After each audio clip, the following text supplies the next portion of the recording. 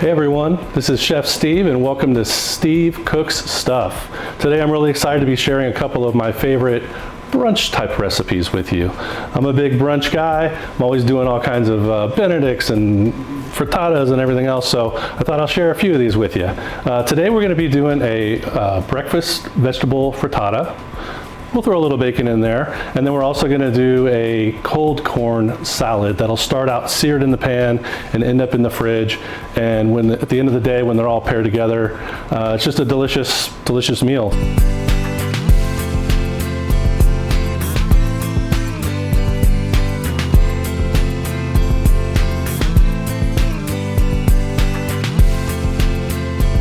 Really excited to share these dishes with you, and I'm going to go ahead and get started. I've got a cast iron pan here from Lodge.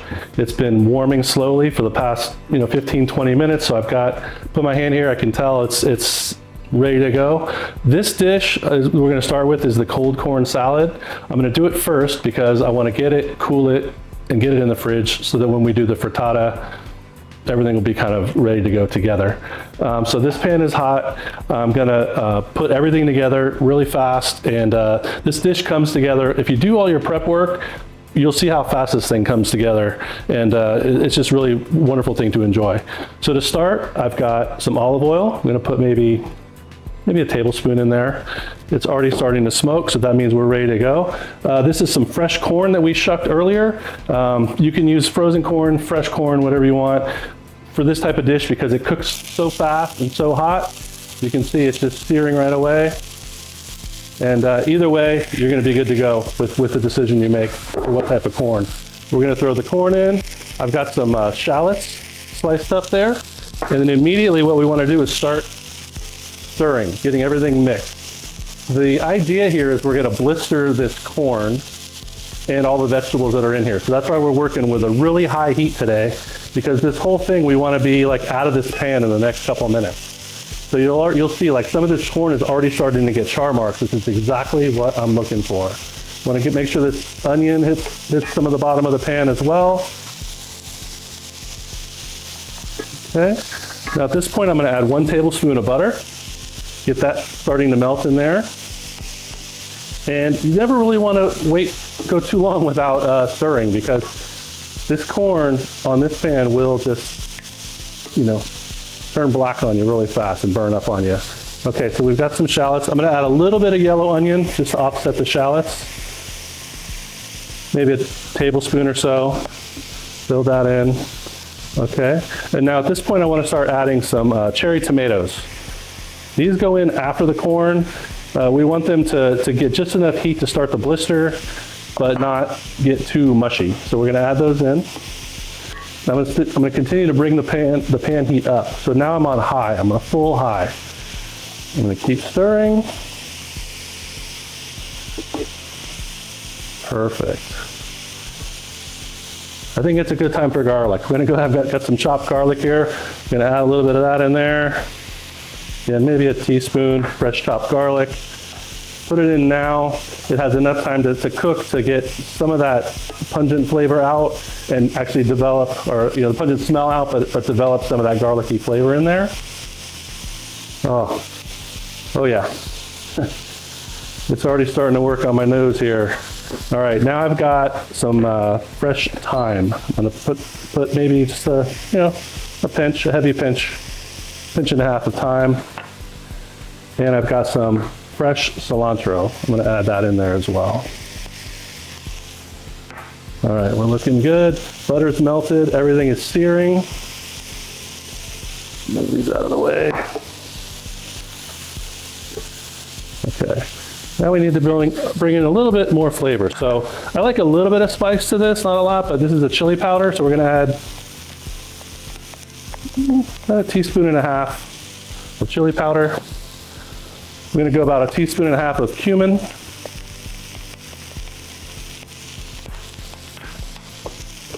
I can hear the corn starting to pop on me. I'm not getting popcorn, but I can hear them crisping around in there. Oh, when I add that flavor, it's just hitting my nose just right. Okay, here we go. Now it's starting to look exactly the way I want it. So we're almost done. We're almost coming out of the pan here. This is my Kinder's blend. This is a sea salt, black pepper, and garlic. two more things before we hit this bowl. I'm gonna give it some lime. About 1/2 of a lime. And I'm gonna give it about a teaspoon of balsamic vinegar. Give this a stir. I can see my tomatoes have some blisters on them now. They're still whole, but they're a little charred. Corn is definitely done. Like I said, it'd be quick, and it is. This is ready to go. I'm coming out. I'm gonna go into this, my bowl. This is the bowl I'm gonna serve it out of, so no need to waste extra time with any of that. We go into the bowl. That's it. That's the cold corn. It's gonna be a cold corn salad pretty soon. Right now it's hot. I'm gonna set it aside. I'm gonna reset. I'm gonna show you how to make this frittata in just a couple minutes. Be right back. All right, welcome back. We've got our corn salad is now in the fridge, becoming a cold corn salad for you to see at the end of this episode here. Now I'm gonna get started on this breakfast frittata.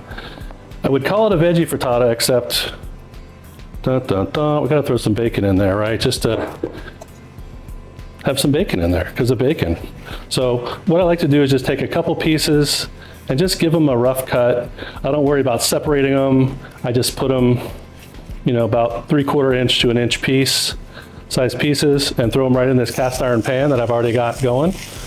I love this recipe because the whole thing comes together in this cast iron pan. I'm gonna wash my hands real quick, be right back. And I do most of my cooking in cast iron. I just love it. I've grown to appreciate it over the years. Some people are a little intimidated by it, but if you treat it right, keep it seasoned in between cooks and not let it get rusty, it really can be just a really valuable tool in your kitchen, in your cooking, in your food prep. So as the bacon is starting to heat up here, it's starting to separate from itself, starting to release some of that yummy bacon fat in there that we're going to use to saute all these vegetables as we build our frittata. So this is good. We've got a long way to go. So as long as everything's starting to separate, I can start throwing in my additional ingredients. So I like to set up my ingredients in an order of how they cook, how long they take to cook. So for instance, potatoes, they're heavier, starchier ingredient. They're gonna take longer to cook than the spinach, let's say. So I'll start out with my potatoes, get those in there, getting them coated in that bacon grease, getting them starting to simmer. Throw the rest in there. Okay, so now we got 2 ingredients down. We're going. I'm gonna start bringing my heat up. I'm up to a 9 now, which is basically as high as it goes. So I really wanna start this thing out hot, get everything going, and then we're gonna finish it off in the oven. So my bacon is still rendering down. My potatoes, they're starting to get coated in all that grease. Now's a good time to throw in some onion. So this is just a nice diced onion. It's gonna bring in some great flavor. Probably 1/4 to 1/3 cup of diced onion. Now with all these ingredients, even though the bacon is doing its thing by getting some grease going, it is starting to stick a little bit on the bottom of the pan. So I'm just gonna add about a tablespoon of olive oil. And this is all just by feel. When you're cooking, like I said, I noticed that it was starting to happen. So I, just quickly threw in some olive oil, which is totally fine. Sometimes if I do like four pieces of bacon in one of these, getting a lot more grease, so I don't have to offset it with any olive oil. But because I have so many vegetables going into this one, just went a little lighter on the bacon. Okay, this is sounding good and definitely looking good. So now I'm gonna throw in, I've got some diced green bell pepper here. Add that in. That's always good to go in shortly after your onion and of course after the potatoes. All right, I can see some char marks starting to happen on my potatoes. That's a good thing. My bacon, some of these pieces are starting to get dark. I'm gonna push them down to the bottom just so they can cook a little bit there. Okay. The next ingredient that takes a little bit longer, less longer than those, but in the rotation here is broccoli. So I've got these florets. I cut them down, I take most of the stem off, and then just cut the florets in half so you have kind of a smooth side, and then you know, the regular kind of bundly side there. I'm just going to sprinkle these in. These will, as they cook, they'll start the stem parts will of course soften. The florets on them will start to wilt a little bit too. And in the top pan, they'll actually start to brown and sear a little bit. All right, as I stirred, I just turned up a nice little piece of not blackened, but a cooked piece of bacon. So that means we're on the right track. Now I'm gonna add a tablespoon of butter. Again, nothing's really sticking, everything's smooth, but butter is the flavor we're imparting at this point. Okay, wow, this is really looking good. Even these broccoli florets, they're starting to get a little color on them. Okay, now I want to start adding some of my seasonings. So I'm going to start with a Kinder's blackened seasoning. This just adds a nice, you know, blackened kind of smoky flavor to it. So we're going to go with a tablespoon of blackened seasoning. Not too much heat involved with that. It's, like I said, it's more just kind of a smoky flavor with a little bit of heat, a little bit of cayenne, but it's very subtle. If you don't like hot food, this is not something to shy away from for the sake of thinking it's going to burn your mouth off. And as soon as I put that in there, the color that's, as I'm turning this, that's coming up on this bacon and the potatoes and all the vegetables is just really starting to look amazing. The next seasoning I'm going to add is a little bit of cumin. There we go. We're going to go with about a tablespoon of cumin. I love the smell of cumin. It's you know, very traditional in a lot of course, Latin foods and Middle Eastern, Mediterranean. It's just an all-around good spice that you find in most cooking, to be honest with you. And certainly, I can smell that along with the blackening seasoning. It's really starting to smell good in here. Okay. Next, I'm going to throw in some tomatoes. So these are, you know, similar to how I threw them in the corn salad. You put them in closer to the end. Just want them to blister a little bit, but not get super mushy. So this is a good time to do that. We're going to go 1 more tablespoon of butter, because butter makes it better. Is that a phrase? I don't know, maybe I should coin that. All right, now that's starting to melt. We're getting close. Got my eggs are ready to go. I'll talk about those in just a second. Now, as my butter's melting, this is a good time to start laying in little bits of spinach. Now, spinach, it'll quickly wilt away. Have you ever seen where if you buy like the whole bag of spinach and you cook it down, you get like a cup, little bowl of it? It's a wonderful ingredient, super good for you, you know, lots of vitamins. And as you put it in, it'll just start to kind of mix in and wilt up with all the other veggies. So you can see these are already starting to do that.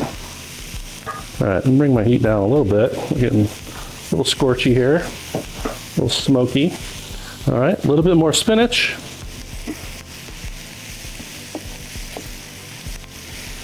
All right, now let's talk about eggs. As this is wilting down, we'll talk about eggs, then we'll throw them in there, and this thing will be looking good for you. All right, so in here I've got 4 eggs and a 1/4 cup of whole milk and about a 1/2 cup of blended cheese. And you want to whip it up really good. I like to get, you know, bubbles, get the air in there, and so that it's lighter as it goes in. So now what you want to do is just take it, and as it's going in, kind of move the vegetables around so that the eggs get in and around all your vegetables, just like so. Everything's coming. You can see the eggs starting to come up to the top. You can see the vegetables all imparted in there. There we go. Okay, so we've got cheese that was mixed in with our egg and milk mixture, but I like to add a little bit of cheese on top right before this goes in the oven. This is a smoked Gruyere. So this is gonna just add a little bit of extra cheesy flavor. The smoke, it's a hickory smoke. It really just, it's one of my favorite cheeses. The Gruyere as it is so delicious.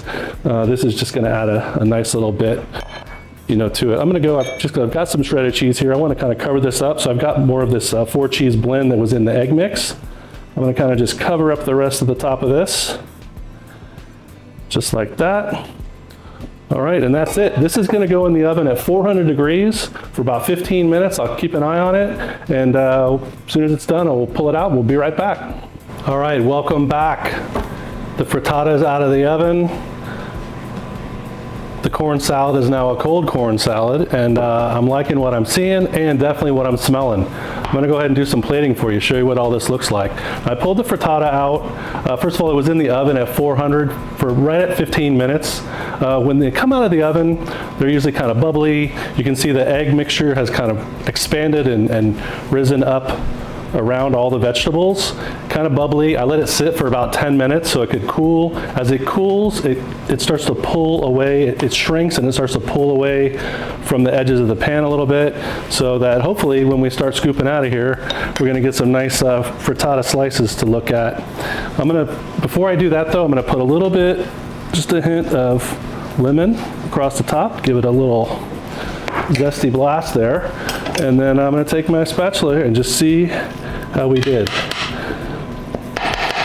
Cut down, as I cut in, I can feel it's basically slicing like a pie, like a piece of pie, which is exactly what I want. I just cut through a tomato and it burst on me. That's perfect. I don't know if any of you have ever plated any pie, but generally what we say is the first one out's always the toughest, so let's see how we do here. And, oh yeah, first one out, look at that. We've got all the vegetables. I see bits of bacon. It's steaming. The tomatoes held their form. It's probably crusty on the bottom. I'm not going to lift it over my head. I'm just going to put it in the bowl there. Put that aside. And I'm going to go in for another slice. See how the second one comes out. Right there. Feeling good. I'll push away from the back a little bit. And look at that. It's just going to pop right out. Now this can be served right now. I'm going to be eating one in a second here. It's ready to go. And also you can just sit. They can get room temperature. Some people even eat these cold. But for the purposes of this show right here, right now, we're gonna plate it and taste it. So that's looking great. What I wanna do is now, once it's in the bowl, I'm just gonna add a little bit of fresh thyme on top. Let me hit this other one over here. And then I'm going to add a little bit more fresh cilantro right on top there. Perfect. Okay, you wait right there. Now I'm gonna bring in this corn salad. So once it sat at room temperature for a little bit, I took it, I put it in the fridge.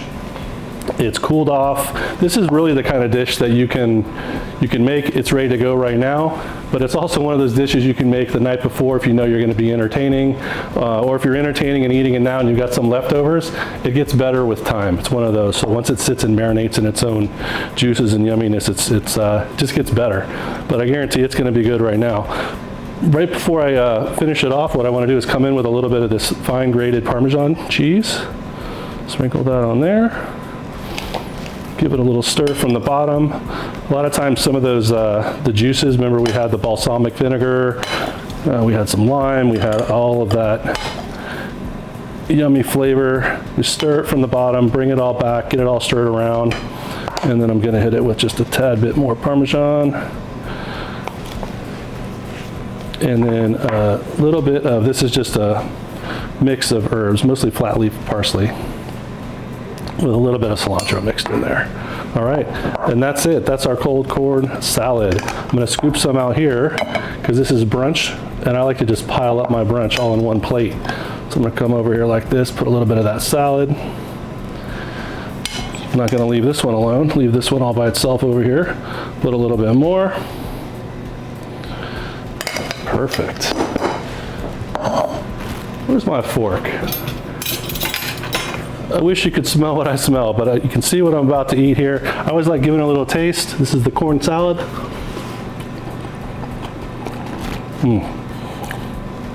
It's delicious. The lime, the balsamic, the corn has a great texture. It's cooked, has a little char on it. These tomatoes, I'm gonna try one of these. It literally just bursts in your mouth. It's delicious. It's delicious. Frittata cuts right through, looks great. one bite, you literally get a little bit of every bit of those flavors I put in there.